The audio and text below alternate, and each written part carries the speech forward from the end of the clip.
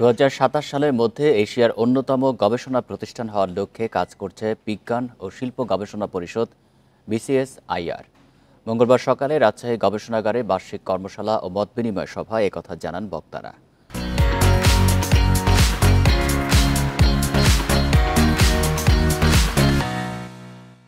সভায় জানানো হয় ২০০৯ সাল থেকে এ পর্যন্ত দেশীয় ও আন্তর্জাতিক জার্নালে ৩২০টি নিবন্ধ প্রকাশ করা হয়েছে। আর প্রতিষ্ঠার পর থেকে এখন পর্যন্ত ১,০৮৯টি পণ্য উদ্ভাবন করেছে প্রতিষ্ঠানটি, যার মধ্যে ৩৭৮টির প্যাটেন্টও পেয়েছে বিসিএসআইআর। এসব পণ্যের মধ্যে ২৬৩টি ইজারা দেওয়া হয়েছে, যেগুলোর ৫০টি বাণিজ্যিক ভিত্তিতে ব্যবহার হচ্ছে। সভায় খাদ্যপণ্য উৎপাদনকারী বিভিন্ন প্রতিষ্ঠানের কর্মকর্তা, উদ্যোক্তা ও গবেষকেরা উপস্থিত ছিলেন।